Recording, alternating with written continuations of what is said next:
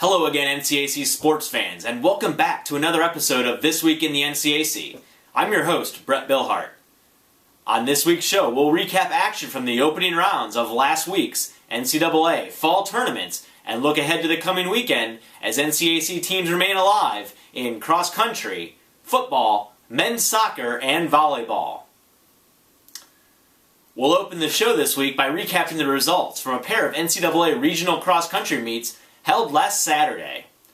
Oberlin College hosted 9 of the 10 NCAC squads at the Great Lakes Regional, while Allegheny traveled to DeSales University for the Mid-East Regional. Wabash claimed second place at the Great Lakes Regional to earn an automatic bid into the NCAA championship meet field, while the Allegheny men and Oberlin women each earned an at-large bid into the championship field. The Gators finished 3rd overall at the Mid-East, while the Yo women placed 4th at the Great Lakes. The Little Giants, who are making their second consecutive appearance in the national meet, were led by senior Kevin McCarthy at the Great Lakes as he won the individual race in a season-best time of 24:31. Allegheny's Bobby Over also captured the individual title at the Mid-East Regional, covering the 8K course in 25:25.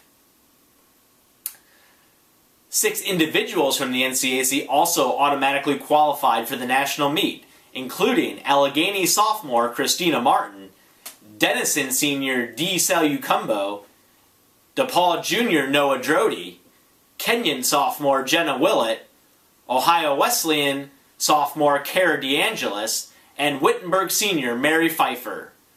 The 2011 NCAA Division III Men's and Women's Cross Country Championships will be held on Saturday, November 19th at Lake Breeze Golf Course in Winnicone, Wisconsin.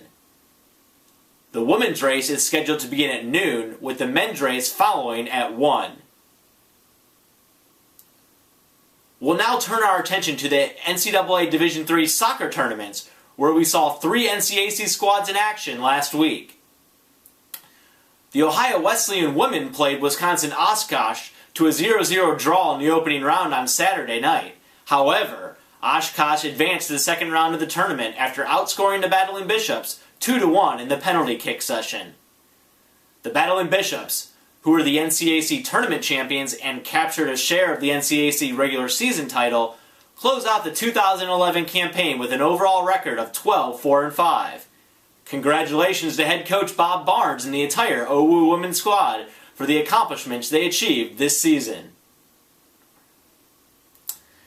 On the men's side, the DePaul Tigers, who earned the NCAC's automatic berth in the tournament field after winning the NCAC tournament, traveled to Cleveland for the opening round. The Tigers were unable to carry over their momentum from the NCAC tournament into the opening round of the national tournament as Case posted a 3-0 triumph over DPU on Saturday evening. DePaul posted a final record of 16-3-1 in its inaugural season in the NCAC. Congratulations to head coach Brad Howder and the entire DPU men's squad for an outstanding season. And finally, the Ohio Wesleyan men improved its all-time record in NCAA postseason play to 55-29-6 after the Battling Bishops defeated Washington University 1-0 in the second round on Sunday evening at Roy Reich Field in Delaware. OWU midfielder Dylan Stone tallied the game winner for the Bishops in the 38th minute to launch OWU into the third round of the national tournament. Ohio Wesleyan will now host one of 4 sectional pods at Roy Reich Field this weekend. The Bishops will take on the Ohio Northern Polar Bears in a third-round match on Saturday at 7:30 p.m., while Hope will square off against Luther in the other third-round match at the OWU sectional at 5 p.m. on Saturday. The winner of the third-round matches will advance to a quarterfinal match set for 6 p.m. at Roy Reich Field on Sunday. Good luck to head coach Jay Martin and the entire OWU men's squad as they continue their quest towards the ultimate prize. Next, let's turn our attention to the 2011 NCAA Division III volleyball tournament as both Hiram and Wittenberg competed in regional tournaments last weekend. The The Terriers earned an at-large bid into the tournament field and competed at the Eastern University Regional, hosted by Newman University in Aston, PA. Hiram opened play with a 3-1 victory over Stevenson, but came up short against Eastern in the second round on Saturday by a 3-2 margin. Hiram, led by head coach Ellen Dempsey, conclude the 2011 season with an overall record of 27-9. Congratulations to the Hiram College Terriers for yet another successful season.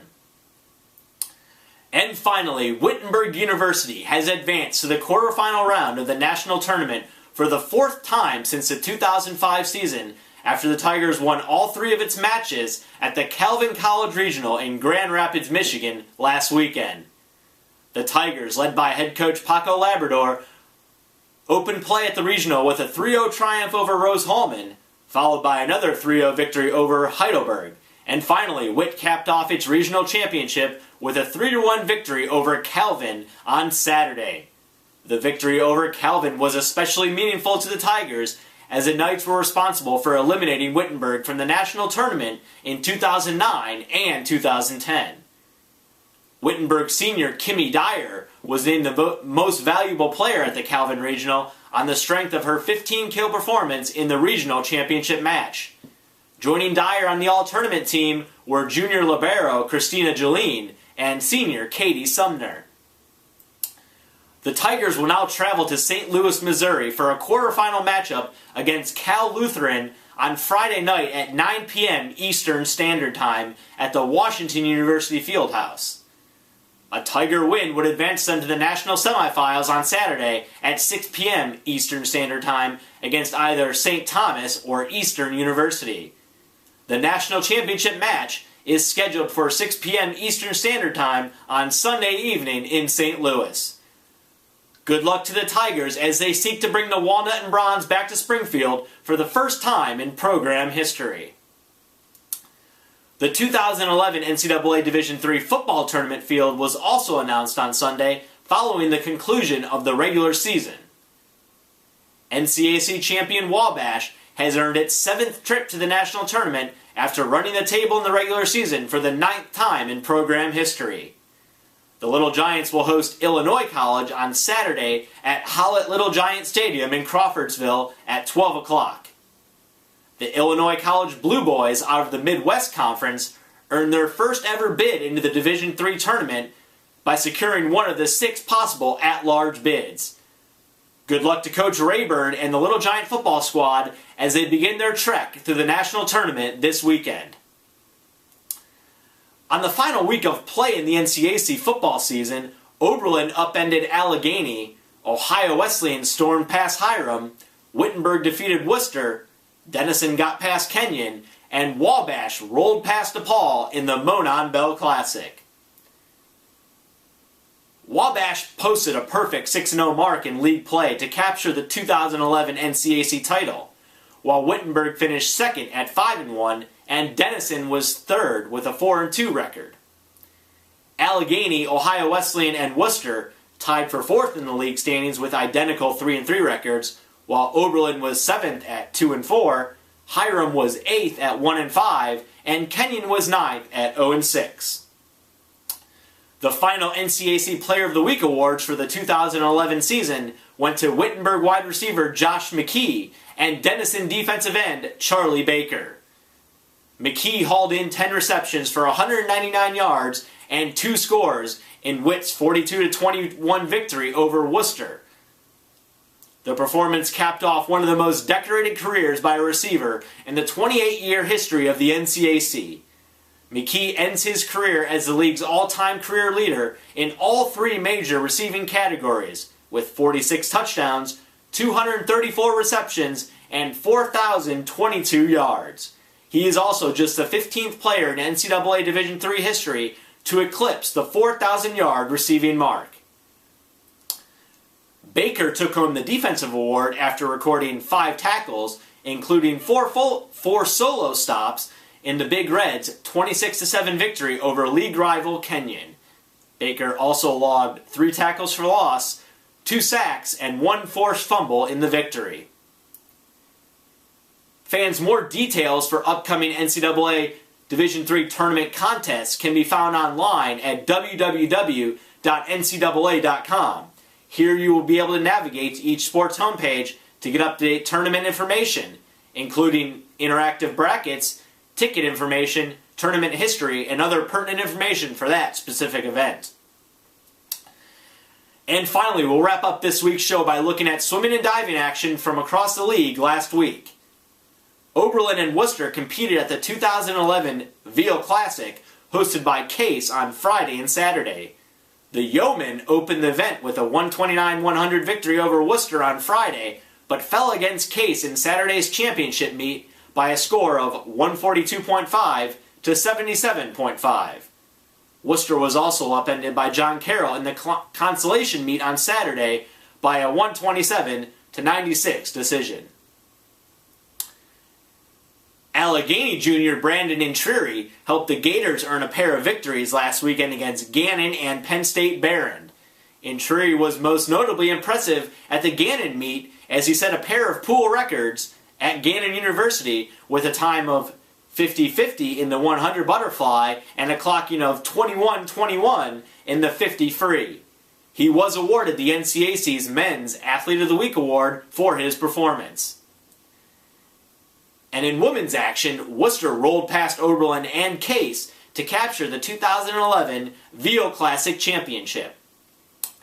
Fighting Scott sophomore Mariah McGovern was named the NCAC's Women's Athlete of the Week after she won 4 individual freestyle events, all at different distances, at the 2-day Veal Classic. In the semis against Oberlin, she touched first in the 100 free with a time of 56.19, and the 200 free in a time of 159.77. And in the championship against Case, she showcased her skills in the distance events with victories in the 500 free and 1000 free. NCAC sports fans, get ready to turn your attention to the hardwood as the 2011 NCAA Division III basketball season is set to kick off this evening across the country, with 14 games involving NCAC squads. And fans, we once again thank you for tuning in to another episode of This Week in the NCAC, and we look forward to keeping you up to date on the continued success of each of our teams that remain alive in NCAA postseason play this fall.